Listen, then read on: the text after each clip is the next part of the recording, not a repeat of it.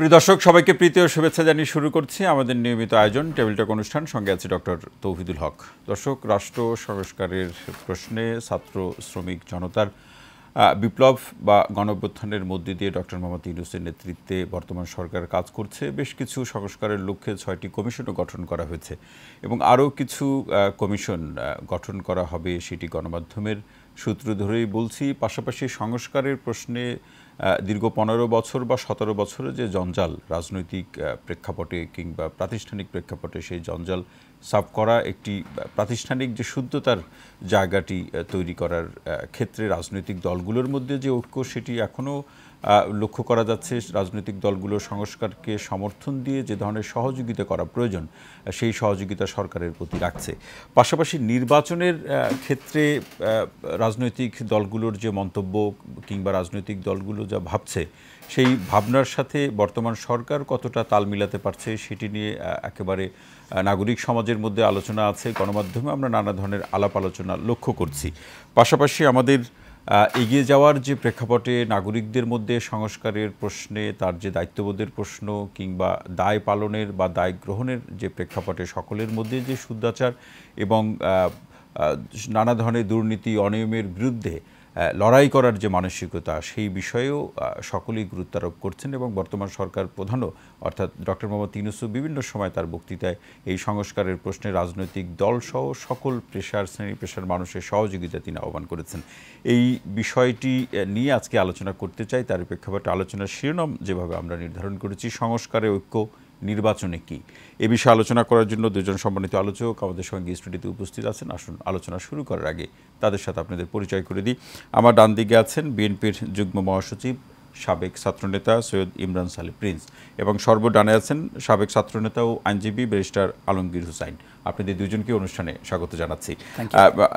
Prince ভাই, শুরুতে সংস্কারের প্রশ্নে একটু শুনে নিতে চাই যে বর্তমান সরকার সংস্কারের প্রশ্নে যে উদ্যোগগুলো গ্রহণ করেছে, সেই তারা শুরু থেকেই সকলের সহযোগিতা প্রত্যাশা করছে রাজনৈতিক দলগুলোরও, কিন্তু রাজনৈতিক দলগুলো বলছে যে মাত্রায় অথবা যে সংখ্যায় আলাপ আলোচনাগুলো হওয়া দরকার সংস্কারকে অর্থবহ করার জন্য, সেটি তারা দেখছেন না। আপনার বিশ্লেষণ শুনতে চাই। ধন্যবাদ আজকের এই শোতে আমাকে আমন্ত্রণ জানানোর জন্য, এবং আমার সহ আলোচক ব্যারিস্টার আলমগীর সাহেব, ওনাকেও শুভেচ্ছা জানাচ্ছি, দর্শক শ্রোতাদেরকেও শুভেচ্ছা জানাচ্ছি। আপনি যে প্রশ্নের অবতারণা করেছেন যে সংস্কার, আপনারা জানেন যে গত 15 বছর আওয়ামী লীগ একতরফাভাবে এবং ভোট ছাড়াই জোরপূর্বক ক্ষমতায় থেকে দেশ পরিচালনা করতে গিয়ে রাষ্ট্র ব্যবস্থাকে তছনছ করে দিয়েছে। রাষ্ট্রের সমস্ত অর্গানগুলোকে তারা ভেঙে নষ্ট করে ফেলেছে এবং চুরমার করে দিয়েছে। তো যে কারণে আজকে সংস্কারের ব্যাপারটা সামনে আসছে, এবং ওই রাষ্ট্র ব্যবস্থাকে ভেঙে তারা যে একটা কর্তৃত্ববাদী শাসন বাংলাদেশে কায়েম করেছিল, যে কর্তৃত্ববাদী শাসনে জনগণের বাক স্বাধীনতা ছিল না, রাজনীতির কোনো স্বাধীনতা ছিল না, আবার ভোটের কোনো অধিকার ছিল না, এবং একটা পর্যায়ে বলা যায় এটা বাংলাদেশে একটা আধিপত্যবাদের বিস্তার ঘটেছিল। এবং হাসিনা সরকার অ্যাকচুয়ালি পুতুল সরকার হিসাবেই, আধিপত্যবাদের পুতুল সরকার হিসাবে এখানে তার কর্ম পরিচালনা করছিলেন, এবং সেখানে দেশের সার্বভৌমত্ব বিকিয়ে দেওয়া হয়েছিল, এবং জাতীয় এবং আন্তর্জাতিক ক্ষেত্রে বাংলাদেশের যে অবস্থানটা, এটা অত্যন্ত একটা দুর্বল অবস্থানে সেটা অনেক চুক্তি হয়েছে যেটা কেউ জানে না, অনেক চুক্তি হয়েছে সেটা কেউ জানে না, এবং সেই চুক্তিগুলো ছিল দেশ বিরোধী চুক্তি, রাষ্ট্র বিরোধী চুক্তি এবং সার্বভৌমত্ব বিরোধী চুক্তি। যে কারণে আপনার সমগ্র দেশের মানুষ আওয়ামী লীগের বিরুদ্ধে ফুঁসে উঠেছিল, এবং একটা পর্যায়ে ছাত্র জনতা এবং রাজনৈতিক শক্তির সম্মিলিত বিদ্রোহের মধ্য দিয়ে একটা গণবিপ্লব সাধিত হয় এবং আওয়ামী লীগের পতন ঘটে। শেখ হাসিনা ভারতে পালিয়ে যান, এবং এর পরিপ্রেক্ষিতে এখন ডক্টর মোহাম্মদ ইউনূসের নেতৃত্বে যে সরকার, সেই সরকার জনগণের সরকার, এবং বিএনপি সহ অন্যান্য রাজনৈতিক দলও এই সরকারকে আমরা সমর্থন দিয়েছি, আমরা ওন করছি। এখন এই রাষ্ট্র ব্যবস্থাকে যে আওয়ামী লীগ ভেঙে চুরমার করে দিয়ে গেল, সেই রাষ্ট্র ব্যবস্থাকে মেরামত করার জন্য অতি প্রয়োজনীয় কিছু সংস্কার প্রয়োজন নির্বাচনের আগেই, এবং সেই সংস্কারগুলো করে অতি দ্রুত নির্বাচন করাটাই হচ্ছে জাতির একটা প্রত্যাশা। যে উদ্যোগগুলো সরকার নিয়েছে সেগুলো তো যে অতি প্রয়োজনীয় সংস্কারের কথা আপনি বলছেন, সেগুলো অতি প্রয়োজনীয়। আমরা দুঃখজনক হতে সত্য যে গত 2 মাসে, প্রায় 2 মাস এই সরকারের 2 মাসে আমরা সরকারের যে গতি আমরা দেখেছি, সেটা নিয়ে আমরা সন্তুষ্ট হতে পারছি না। এটা হলো বাস্তবতা। আচ্ছা, তো এই 2 মাসে সরকার, হ্যাঁ এটা ঠিক যে একটা মানে সরকারের, আওয়ামী লীগ সরকারের পতন আকস্মিকতা, মানে আকস্মিকভাবেই যে আপনার একটা অন্তর্বর্তীকালীন সরকারের যে অভ্যুদয় সময়ের প্রয়োজন ছিল, কিন্তু সেটা 2 মাস এই দৃশ্যমান হওয়ার ক্ষেত্রে এটা 2 মাসটা একটু বেশি সময় হয়ে গেছে। এখন আমাদের সময় নষ্ট করার মতো সময় নেই। পদে পদে ষড়যন্ত্র। এই সরকার ক্ষমতায় আছে ঠিকই, কিন্তু মানে এই রাষ্ট্রের পরতে পরতে আপনার আওয়ামী লীগের প্রেতাত্মারা বসে আছে। দেশে বিদেশ থেকে ষড়যন্ত্র হচ্ছে। শেখ হাসিনা ভারতে চলে গিয়েছেন, ওখানে বসে ষড়যন্ত্র হচ্ছে। আজকে আমরা কালকে পত্রিকায় দেখেছি ভারতের পররাষ্ট্র মন্ত্রণালয় রুদ্ধদ্বার বৈঠকে বসে তারা ঠিক করছেন আওয়ামী লীগের পুনর্বাসন নিয়ে, আওয়ামী লীগ কীভাবে পুনর্বাসিত করা যায় বাংলাদেশে। সেটা নিশ্চয়ই প্রিন্স ভাই, ভারতের সাথে বিএনপির সম্পর্ক। জি, আমি যেটা বলছিলাম, বিএনপি একটা জাতীয়তাবাদী রাজনৈতিক শক্তি।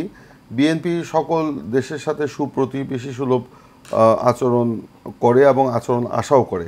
আমরা সমমর্যাদার ভিত্তিতে পারস্পরিক শ্রদ্ধা, বিশ্বাস, আস্থার মধ্য দিয়ে আমরা কাজ করতে চাই। আমরা কারো তাবেদারিও করতে চাই না, কেউ বাংলাদেশে আধিপত্যবাদ বিস্তার করুক সেটাও আমরা চাই না।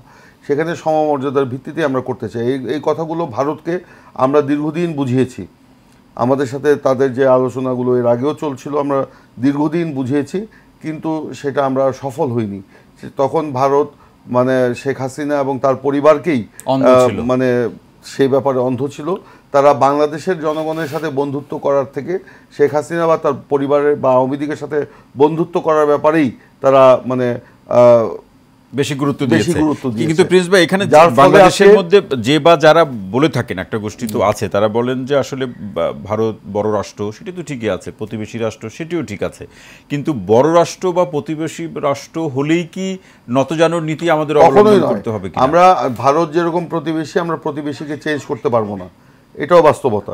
কিন্তু প্রতিবেশী দেশ হলেই যে তাদের প্রতি নতজানু হতে হবে, তাদের আধিপত্য এখানে বিস্তার করার সুযোগ করে দিতে হবে, তাদেরকে আমরা নম করতে হবে, সেই নীতি অবশ্যই বিএনপি মানে পোষণ করে না। আমরা ভারতকে সেই কথাগুলো বলেছি, বলার পরে হ্যাঁ, ভারত এখন আগে যেরকম আমাদের সাথে কথা বলতে অনীহা ছিল, এখন শুধু কথা বলতে নয়, অনীহা নয়, এখন তারা আমাদের দলীয় কার্যালয়ে এসে আমাদের সাথে কথা বলছে এবং আমাদের শর্তেই কিন্তু কথাগুলো হচ্ছে।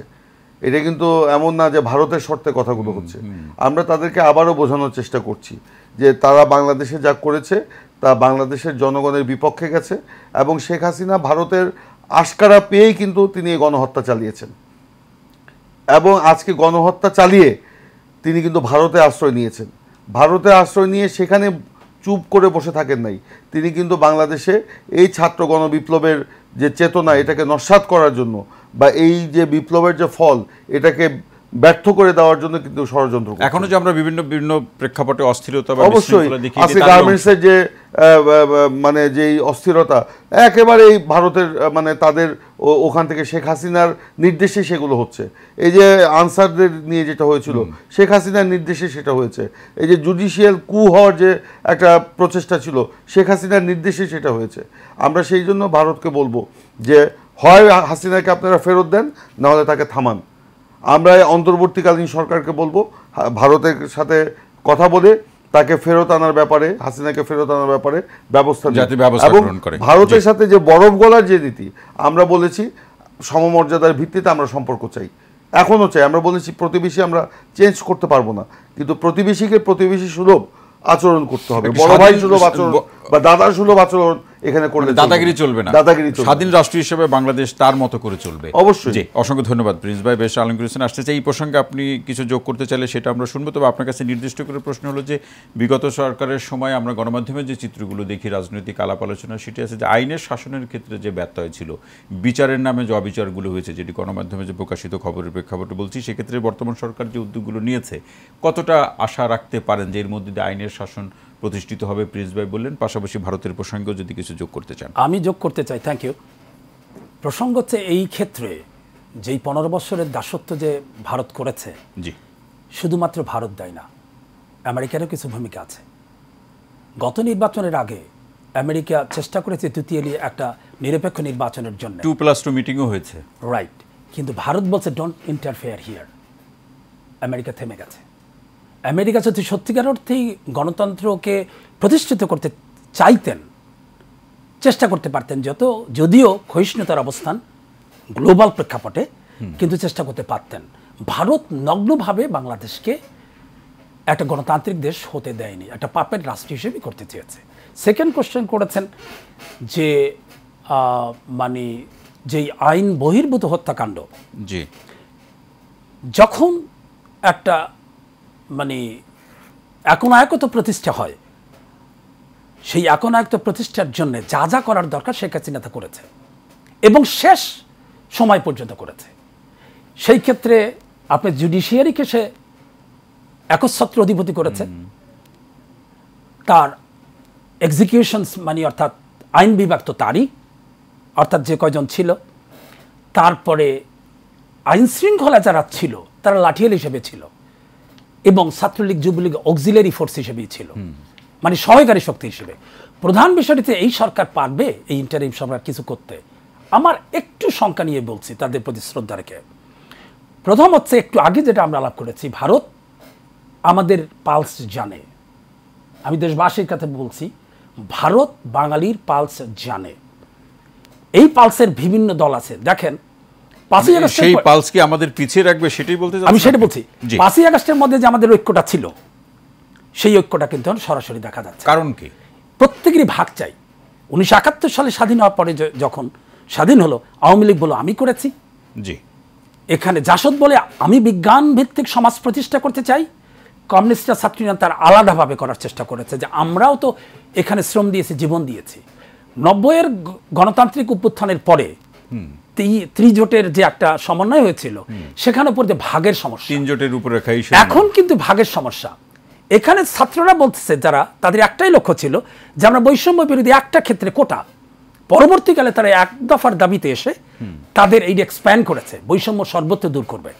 এবং তাদের একটা স্লোগান ছিল, we want justice, we want justice. আমরা এক থাকতে পারছি না কেন? আমি সরাসরি বলছি, আমি অনেকটাই চিনি, এবং বাংলাদেশের বিএনপি বা জামাত চাচ্ছে একটা স্কোপ নেওয়ার জন্য, এবং ভারত কিন্তু সেই সুযোগটা নিচ্ছে। ভারতীয় মিডিয়াগুলো আপনি যদি দেখে থাকেন, 5ই আগস্টের পরে কিভাবে নগ্নভাবে ওরা বলেছে এখানে 71-এর পরাজিত শক্তি ক্ষমতা নিয়েছে, এখানে জামাতপন্থীরা আসতেছে, ইসলামপন্থীরা আসতেছে, টেরোরিস্টরা আসতেছে, সেন্ট মার্টিন দিয়ে দিয়েছে, এই কথা নিয়ে চিৎকার করেছে। এই সুযোগটা দিয়েছে সেনাপ্রধান নিজেই, এই ডাউটটা সৃষ্টি করেছে।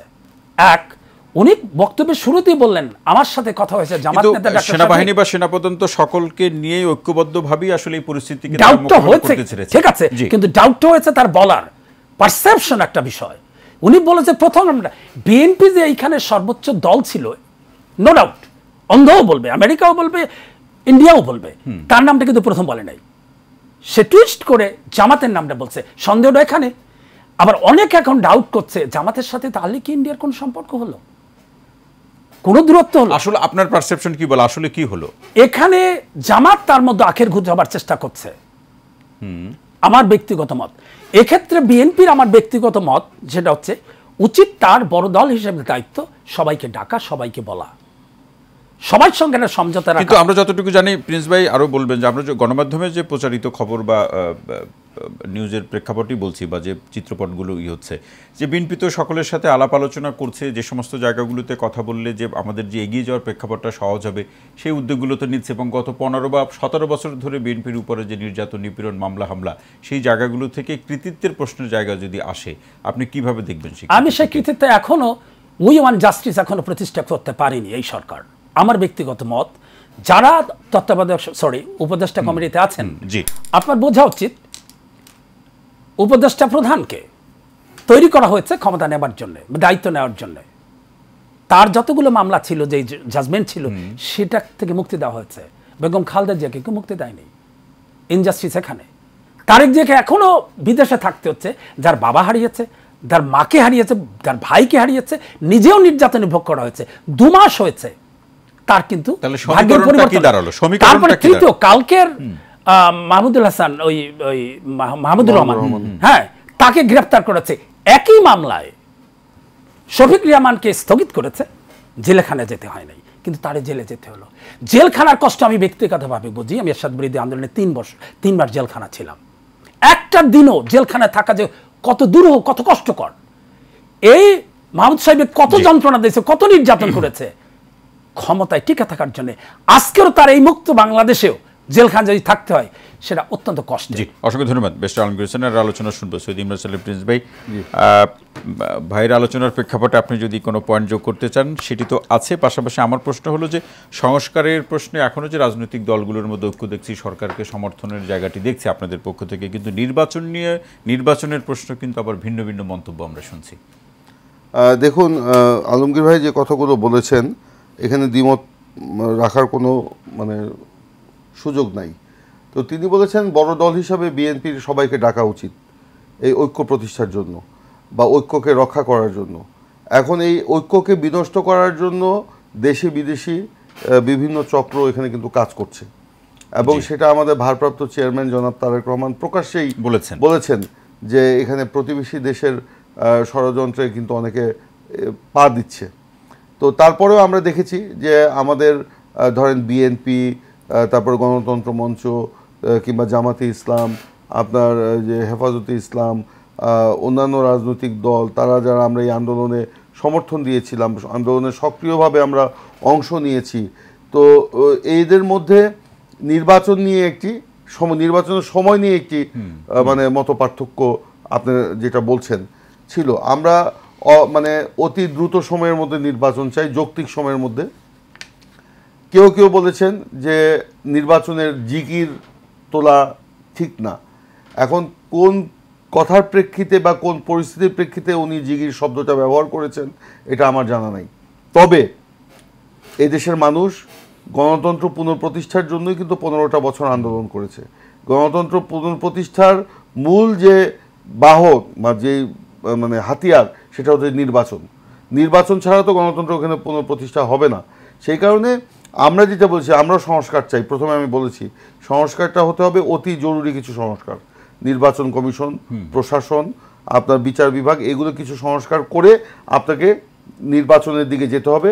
একটি গ্রহণযোগ্য বিশ্বাসযোগ্য নির্বাচনের মধ্য দিয়ে জনগণের পার্টিসিপেশনের মধ্য দিয়ে একটি আপনার জনপ্রতিনিধিত্বশীল সংসদ এবং জনপ্রতিনিধিত্বশীল সরকার গঠন করতে হবে। এবং সেই সরকার বাকি যে সংস্কারগুলো আছে সেগুলো বাস্তবায়ন করবে।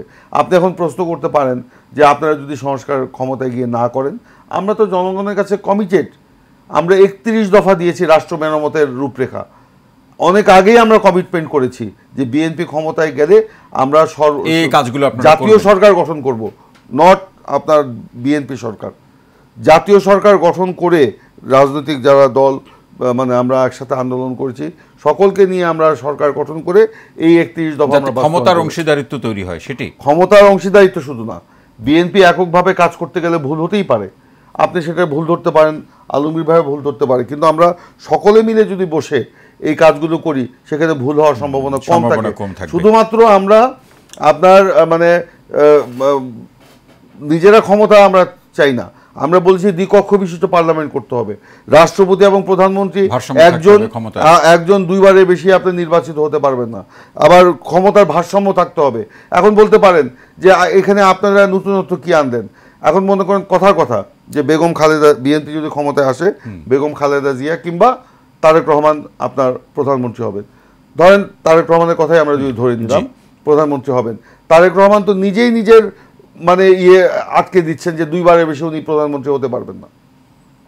তো এইটা তো বড় একটা উদারতার পরিচয় যে উনি নিজেই কিন্তু ওনার নিজের টেনিউরটা মানে ওনার নিজের যে টেনিউরটা উনি দুইবারের বেশি উনি আটকে দিলেন, তৃতীয়বার কিন্তু উনি হতে পারবেন না প্রধানমন্ত্রী। মানে এই জায়গাতে প্রিন্স ভাই যে আলোচনাটি এখন চলছে, নিশ্চয় আপনাদের একেবারে সকল পর্যায়ের নেতাকর্মীর মধ্যে সেই আলোচনাটি আছে যে জনাব তারেক রহমান দেশে ফিরবেন কবে। উনি অবশ্যই আইনগতভাবে ওনার কিছু তো সমস্যা আছেই, সেই আইনগতভাবে এই সমস্যাগুলো মোকাবেলা করে করতে হবে। তবে আমরা প্রত্যাশা করেছিলাম যে যেহেতু এই সরকার বৈষম্য বিরোধী আন্দোলনের মধ্যে হয়েছে, আমরা প্রত্যাশা করেছিলাম সরকার মানে তারেক রহমানের প্রতি যে বৈষম্যটা আওয়ামী লীগ করেছিল, যে তার বিরুদ্ধে মিথ্যা মামলা দিয়ে তাকে মানে হেনস্থা করা, তাকে নির্বাসন থাকতে বাধ্য করা, সরকার হয়তো এই মামলাগুলো প্রত্যাহার করবে। আমরা কিন্তু সেটা দেখি নাই। আমরা অবিলম্বে তারেক রহমানের বিরুদ্ধে সকল মামলা প্রত্যাহারের দাবি জানাচ্ছি। কারণ এই মামলাগুলো ছিল তারেক রহমানকে রাজনৈতিকভাবে হেয় প্রতিপন্ন করা, তাকে দেশের বাইরে রাখা, রাজনীতির বাইরে রাখা, নির্বাচনের বাইরে রাখা। তো এই অন্তর্বর্তীকালীন সরকার কি সেই আওয়ামী লীগের ধারা অব্যাহত রাখবে? আওয়ামী লীগের সেই তারা যে রাজনৈতিক প্রতিহিংসা তারেক রহমানের প্রতি বা বিএনপির প্রতি, সেটিকে অব্যাহত রাখবে? নিশ্চয়ই জাতি সেটা প্রত্যাশা করে না। সৈয়দ মাসুদ প্রিন্স, অসংখ্য ধন্যবাদ। বেশ আলমগীর হোসেন ভাই, আলমগীর ভাই, সেটি হচ্ছে যে জনাব তারেক রহমানের মামলা প্রত্যাহার অথবা মামলার ব্যাপারে যে সিদ্ধান্ত, সেটা আপনি শুরুর দিকে কিছু আলোচনা করেছেন দ্বিতীয় পর্যায়ে। এখানেও কি কোনো ষড়যন্ত্র বা বৈষম্য হচ্ছে কিনা? আমার অবজারভেশন ক্লিয়ার। ঘটক যেন পাত্র না হয়, এই সংখ্যাটা আর একটু ক্লিয়ার করেন।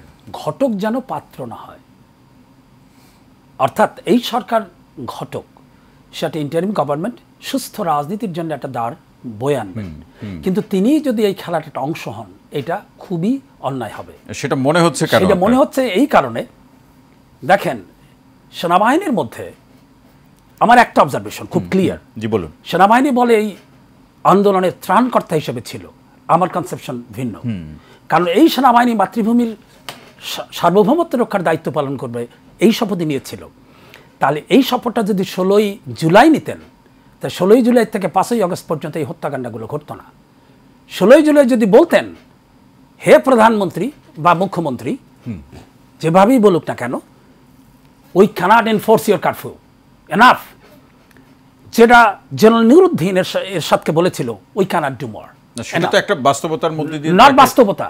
তারা দেখতেছে 6টা লাশ 7টা লাশ পড়ে গেছে, তারা দেখতে পারছে shoot me, already Abu Sayeed তার বুকটা খুলে দিয়েছে। দেশের পালসটা বোঝা উচিত সেনাবাহিনীর। তখন যদি বলতো যে না, উই ক্যানট এনফোর্স কারফিউ, এই দেশে এই হত্যাকাণ্ডগুলো ঘটতো না, 20,000 লোক ইনজিউর্ড হতো না, 1500 লোক হত্যাকাণ্ড ঘটতো না। এইটাই ছিল সবচেয়ে বড় সমস্যা। আর একটা কথাটা হচ্ছে, তারেক রহমানের আনার ক্ষেত্রে এখানে শুধু একটা ঘটনা না, আরো খেলা আছে। কি খেলা? সেই খেলাটা আছে সচিবালয়ে আপনারা যদি যান, শুনবেন সেনাগুলো যাদের ওএসডি করা হচ্ছে তাদেরও নেয়ার ক্ষেত্রে এখন পর্যন্ত 50-50 করছে নেয়ার ক্ষেত্রে। ইভেন পুলিশ অফিসারদের দ্বারা এদের মন মতে ছিল না, এদের ডিএনএতে ছিল না, কারণ তারা পুলিশ অফিসার নিয়োগ করতে শুধুমাত্র আওয়ামী ডিএনএ থাকতে হবে। অন্য ডিএনএ 14 পুরুষের মধ্যেও যদি মানে বিএনপি বা অন্য দলের গন্ধ থাকে, তাদের নেওয়া হতো না। এক্ষেত্রেও যাদের ওই অপরাধে যদি ওএসডি করা হয়েছে, তাদের কিন্তু নেওয়া হচ্ছে না। আমি পার্সোনালি জানি কিছু। তো সেক্ষেত্রে এইটা টোটাল যদি বলতে হয় সর্বঙ্গে ব্যথা, ঔষধ দেব কোথায়? কিন্তু সরকার, ডক্টর মোহাম্মদ ইউনূসের নেতৃত্বে বর্তমান সরকার যে উদ্যোগগুলো নিয়েছে, তিনি কিন্তু বারবারই বলছেন, আমি বারবার এই প্রসঙ্গটা কেন বলছি, যে ষড়যন্ত্র বলুন অথবা নানা ধরনের অপতৎপরতা বলুন, সেটি এই সরকারকে সকল মহল থেকে, পর্যায় থেকে সহযোগিতা না করলে সেই অপতৎপরতার পরিধি তো বাড়তেই থাকবে। এক্ষেত্রে প্রধান কাজটা হচ্ছে রাষ্ট্রনায়কের দায়িত্ব, যেই ক্ষমতায় থাকুক তার ক্ষমতা দেখাতে হবে। আমি যদি দুর্বল থাকি, কেউ আমাকে পাত্তা দিন না। যে সাপের বিষ নেই, কেউ তাকে ভয় করে না। এই সরকার দৃঢ়তা দেখাতে পাচ্ছেন না। বলছে মামলা করো, আবার মামলা করলে গ্রেফতার করা যাবে না, বুঝলেন? বলছে পরীক্ষা হবে, আবার বলছে পরীক্ষা হবে না। বলছে ডাকসু নির্বাচন হবে, আবার থেমে আছে। আবার বলছে বিশ্ববিদ্যালয় ছাত্র রাজনীতি থাকবে না, আবার কিছু বলছে না। অর্থাৎ যা বলছে একটু পরে থাকে না। একটু আগে বলছে ইলিশ মাছ দিব না, বাঙালি ইলিশ খাবে, পরে আবার ইলিশ দিচ্ছে। এই যে দুর্বলতা, যা বলি তা করি না, এটা মানুষকে শঙ্কিত করছে। দৃঢ়তা থাকা চাই যে আমি করব এবং হবে। জি প্রিন্স ভাই, দৃঢ়তার প্রসঙ্গ নিয়ে অবশ্যই সরকারকে দৃঢ়তা রাখতে হবে এবং তার অভীষ্ট লক্ষ্যে তাকে পৌঁছতে হবে। সরকারের প্রায়োরিটিটা কি, সেটা জাতির সামনে স্পষ্টভাবে তুলে ধরতে হবে, একটা পথরেখা। এক সেকেন্ড আপনার সুবিধা করার জন্য, এই সরকার প্রধান ভুল করেছে আমার অবজারভেশন একজন আইনের ছাত্র হিসেবে, সেটা হচ্ছে যখন 5ই আগস্ট তারা দায়িত্ব পেলেন উপদেষ্টা হিসেবে, তারা কিন্তু এক্সিকিউটর না, উপদেশ করার, ঠিক আছে? কিন্তু তারা দুটোই করতেছে, উপদেশ পিতা পুত্র দুটোই, যীশু খ্রিস্টের মতো পিতা পুত্র। তাদের উচিত ছিল আইন শৃঙ্খলা রক্ষা করা। সেক্ষেত্রে যেটা আমি উদাহরণ দিয়ে বলছি, আমি গতদিন একটা টকশোতে বলছিলাম যে ইউক্রেন এবং রাশিয়ার যুদ্ধের শুরুতেই উইদিন 2 উইকস রাশিয়া এবং ইউক্রেন তাদের প্রাক্তন সেনা অফিসারদের, পুলিশ অফিসারদের ডেকেছিলেন জয়েন করো। জি, এদের উচিত ছিল প্রাক্তন পুলিশ এবং সেনা অফিসারদের নিয়ে আসা, অ্যাটলিস্ট কন্ট্রাক্ট ভিত্তিতে আইন শৃঙ্খলা রক্ষা। ধন্যবাদ। জি জি, যেটা বলছিলাম যে দৃঢ়তা অবশ্যই তো থাকতে হবে এবং যেটা বললাম যে তাদের যে প্রায়োরিটি এটা ঠিক করে জাতির সামনে এটা উপস্থাপন করা। তারা বলেছে যেটা আপনারা শুরু থেকেই বলছেন একটা রোডম্যাপ স্পষ্ট করা। এখন সংস্কারের রোডম্যাপ আমরা পেয়েছি, কিন্তু নির্বাচনের রোডম্যাপ আমরা পাইনি। আমরা দেখেছি সেনাপ্রধান তিনি একটি বিদেশি বার্তা সংস্থার সাথে বলেছেন, রয়টার্সের সাথে বলেছেন যে 18 মাস একটা টাইম ফ্রেমের কথা তিনি বলেছেন, যে 18 মাসের মধ্যে নির্বাচনের ব্যাপারে তারা সরকারকে সহযোগিতা করতে প্রস্তুত। কিন্তু আমরা যেটা মনে করি যে এটা সরকারের কাছ থেকে এই বক্তব্যটা আসা উচিত, এবং বিএনপি যেটা মনে করে যে প্রয়োজনীয় সংস্কার শেষ করে 18 মাসের অনেক আগেই একটি নিরপেক্ষ সুষ্ঠু নির্বাচন হওয়া সম্ভব। আমাদের দেশের জনগণ গত 15টি বছর এই নির্বাচনের জন্য অপেক্ষা করেছে। সেটাকে সেক্ষেত্রে উদাহরণ হিসাবে আপনারা কি 90-এর নির্বাচনকে উদাহরণ হিসাবে উল্লেখ করতে চান কিনা? 90-এর যে নির্বাচন, গণঅভ্যুত্থানের পরে যে নির্বাচন, না সেটা তো 3 মাসের মধ্যে হয়েছে, মানে সেটা আমি বলছি। আমরা এইবার তো আমরা 3 মাসের কথা বলছি না। কেন বলছি না?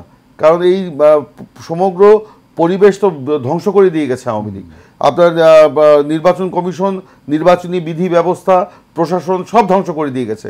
এটাকে ঠিক করতে হয়তো কিছু সময় লাগবে, কিন্তু নিশ্চয়ই সেটা 18 মাস নয়, সেটা তার আগেই কিন্তু সম্ভব। এখন সমস্ত সংস্কার যদি আপনার অনির্বাচিত সরকার করে, তাহলে কিন্তু জনগণের মধ্যে একটা প্রশ্ন দেখা দিতে পারে। এই যে আপনি ধরেন 15টা বছর, আমি যেটাকে বারবার বলছিলাম যে অনির্বাচিতের শাসন কিন্তু বাংলাদেশে ছিল, যে কারণে দেশ তছনছ হয়ে গেছে। এখন নির্বাচিতের শাসন নিয়ে এসে দেশে সংস্কার করাইটা কিন্তু এখন বড় সংস্কার। নির্বাচিতের শাসন আনাটাই কিন্তু এখন বড় সংস্কার। মানে আপনি বলছেন যে নির্বাচিত কোনো রাজনৈতিক দলের দায় অনেক বেশি। অবশ্যই দায় দায়িত্ব অবশ্যই। এই যে এখন আপনি ধরেন, সেই জন্য আমরা বলছি যে আপনি বলতে পারেন যে এই সরকার যে 6টি কমিশন করেছে তারা প্রস্তাব দিবে এবং 3 মাস কাজ দিবে, এইটাও কিন্তু দীর্ঘ সময়। 3 মাস এখানে প্রয়োজন নাই। এই কাজের সাথে যদি রাজনৈতিক দলগুলোকে সম্পৃক্ত করে দেওয়া হয়, তাহলে রাজনৈতিক দলেরও তো কিন্তু এখানে কমিটমেন্ট বা তার সম্পৃক্ততা এখানে হয়। এবং একই সাথে যদি ভোটার তালিকা এবং নির্বাচন কমিশনের যদি অন্যান্য যে বিষয়গুলো রয়েছে সেগুলো সচিবালয়, নির্বাচন কমিশনের সচিবালয়ের মাধ্যমে যদি হালনাগাদ করানো যায়, তাহলে কিন্তু কাজ অনেক দূর এগিয়ে যাবে। একই সাথে চলবে, একই সাথে চলবে।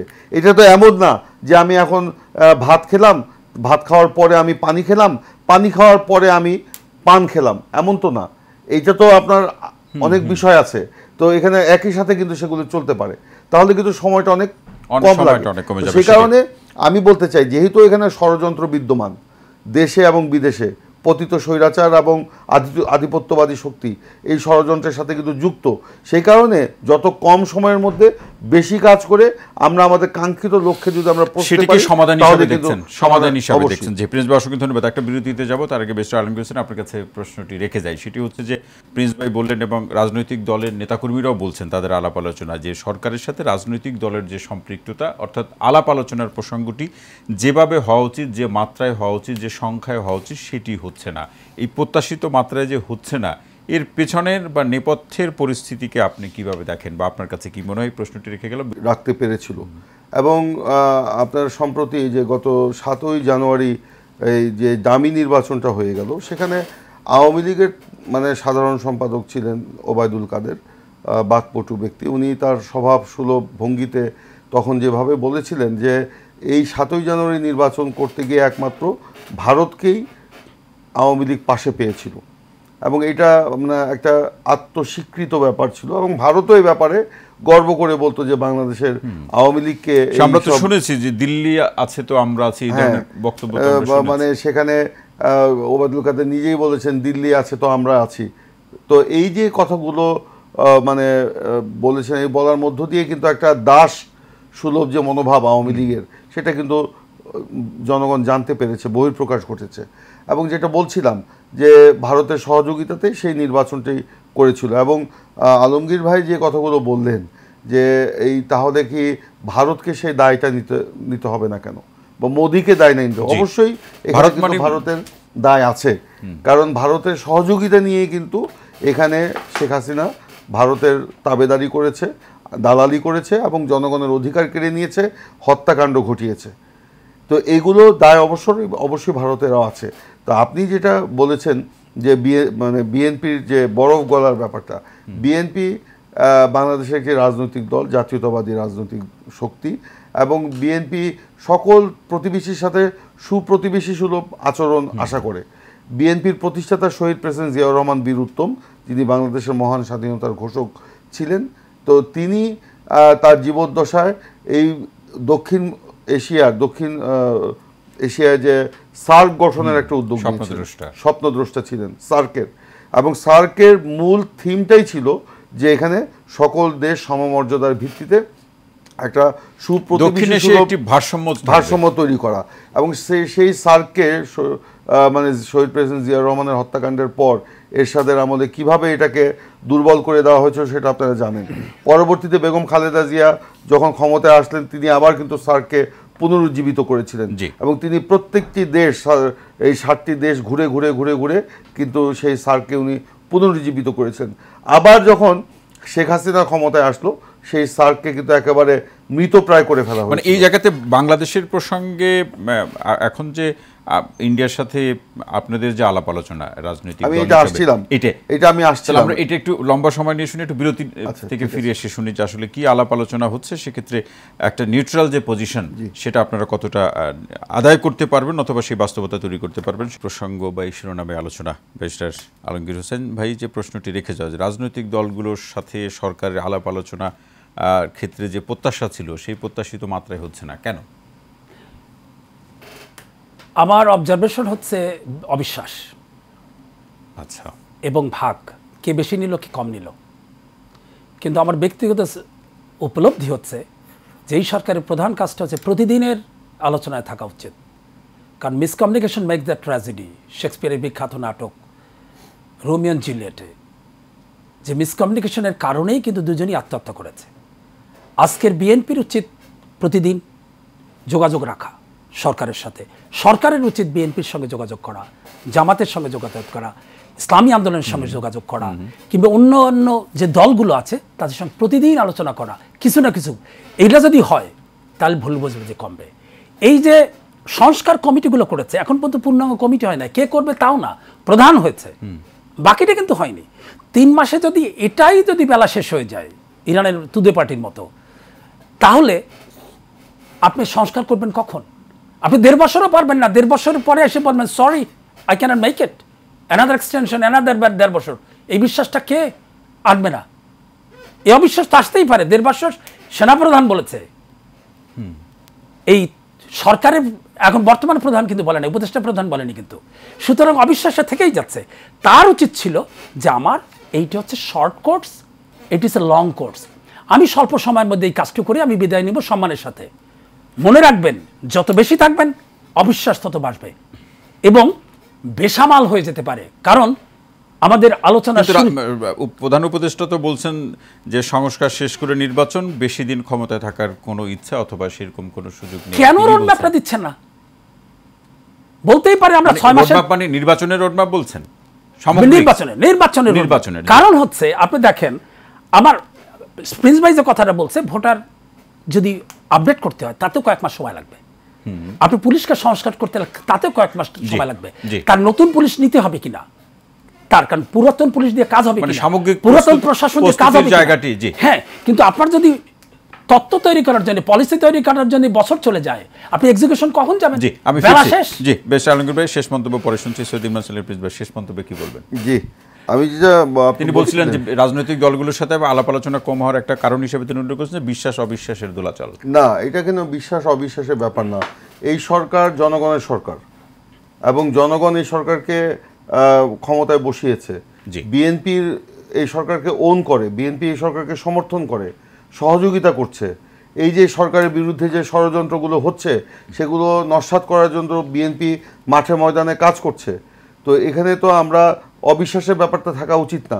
বিএনপির যে মানে শর্তহীন সমর্থন, এটাকে প্রশ্নাতীত রাখার দায়িত্ব হচ্ছে অন্তর্বর্তীকালীন সরকারের।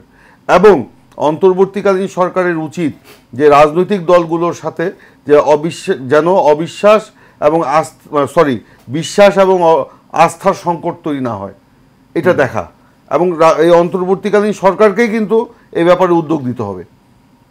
আমরা দেখতে পাচ্ছি গত 2 মাসে জায়গাটি সরকারকেই নিতে হবে। অবশ্যই গত 2 মাসে আমরা এখানে একটা নির্লিপ্ত ভাব বলবো না, এটাকে আমরা যেই মাত্রায় আমরা জনগণ প্রত্যাশা করেছিল সেই মাত্রায় কিন্তু নাই। সেক্ষেত্রে রাজনৈতিক দলগুলো সংস্কারের প্রশ্নে অথবা দেশের মধ্যে সকল দিক থেকে একটা ভারসাম্য বা স্থিতিশীল অবস্থা তৈরি করার প্রশ্নে রাজনৈতিক দলগুলো বা বিএনপি কি প্রোঅ্যাক্টিভ হবে কিনা? আমরা তো প্রোঅ্যাক্টিভ আছি, আলাপ আলোচনার প্রশ্ন। আমরা তো অলরেডি আমরা সংস্কারের প্রস্তাব তৈরি করে রেখেছি, আমাদের 31 দফা সমস্ত রাজনৈতিক দলগুলোর সাথে আলোচনা করে তৈরি করা আছে। এর বাইরেও আপনারা দেখেছেন যে এর মধ্যে যে সরকার 6টি কমিশন করেছে, এই কমিশনের আদলে কিন্তু আমরা প্রস্তাব তৈরি করছি। জি, আমাদেরকে ডাকুক বা না ডাকুক, আপনারা প্রস্তুত? আমাদেরকে ডাকুক বা না ডাকুক, আমরা কিন্তু এই প্রস্তাবগুলো নিয়ে হাজির হব। এবং সেই প্রস্তাবগুলো আমি মনে করি না যে আমরা যা বলছি তাই সঠিক। সরকার যদি আরো প্রস্তুতি থাকে অবশ্যই, এবং আমরা যে প্রস্তুত করছি, আমাদের দলের তো আছেই, দলের বাইরেও যারা আছেন আমাদের মানে শুভাকাঙ্ক্ষী কিংবা শুভাকাঙ্ক্ষী নয়, তাদের কাছ থেকেও কিন্তু আমরা প্রস্তাবগুলো নিচ্ছি। এবং আপনারা জানেন যে আমাদের দলের ভারপ্রাপ্ত চেয়ারম্যান তারেক রহমান আমাদের ছাত্র দল, স্বেচ্ছাসেবক দল, যুব দলকে তৃণমূলে পাঠিয়েছেন। তৃণমূলে তারা সভা করছেন, প্লাস তৃণমূলের সাধারণ ছাত্র, সাধারণ যুব, সাধারণ ব্যবসায়ী, তাদের বক্তব্যগুলোকে, আকাঙ্ক্ষাগুলোকে তারা উঠিয়ে নিয়ে আসছে। এখানে আমরা প্রস্তুত। শেষ লাইন কিছু বলবেন কিনা? আমরা সরকারের কাছে আহ্বান জানাবো যে প্রোঅ্যাক্টিভ হন এবং এই যে জনগণের প্রত্যাশা, সেই প্রত্যাশা অনুযায়ী আপনারা কাজ করুন। বিএনপি সহ বাংলাদেশের জনগণ আপনাদের সাথে আছে এবং অতি জরুরি সংস্কারগুলো সম্পাদন করে অতি দ্রুত সময়ের মধ্যে একটি নির্বাচিত সংসদ, নির্বাচিত সরকার যদি আমরা গঠন করতে পারি, তাহলেই টেকসই সংস্কারের মাধ্যমে আমরা বৈষম্যহীন গণতান্ত্রিক সমাজ গড়ে তুলতে পারব। ইমরান সালেহ প্রিন্স, অসংখ্য ধন্যবাদ। বেস্ট আলমগীর হোসেন, শেষ মন্তব্য খুব ছোট্ট করে। আমি জাতির কাছে যেটা বলতে চাই এবং আপনাদের কাছে যেটা বলতে চাই, সেটা হচ্ছে যেই ঐক্য নিয়ে এই স্বৈরাচারী শাসককে পরাস্ত করা হয়েছে, সেই ঐক্যটা ধরে থাকা উচিত। কারণ ষড়যন্ত্র শেষ হয়নি, আমরা দেখতেছি এবং দৃশ্যমান। এখন কাজটা হচ্ছে এই সফলটা ঘরে আনা। এই অপশক্তিকে পরাস্ত করে এখনো কিন্তু ফসল ঘরে যায়নি। সাপ মারা হয়েছে, সাপের বিষ কিন্তু এখনো আছে। আর এই বিষ আপনাদের সবাইকে যেন বিষাক্ত না করে, নীলকণ্ঠ না করে, সেজন্য সবার, ছাত্র এবং জনতার ঐক্যটা অটুট থাকা কর্তব্য। অসংখ্য ধন্যবাদ বেস্ট আলমগীর হোসেন, সৈয়দ ইমরান সালেহ প্রিন্স, আপনাদের দুজনকে অসংখ্য ধন্যবাদ আজকের আলোচনায় সময় দেওয়ার জন্য। প্রিয় দর্শক, আজকের মতো টেবিল টক অনুষ্ঠানটি এখানে শেষ করছি। সবাই ভালো থাকুন, সুস্থ থাকুন, নিরাপদে থাকুন। সঙ্গে থাকার জন্য অসংখ্য ধন্যবাদ।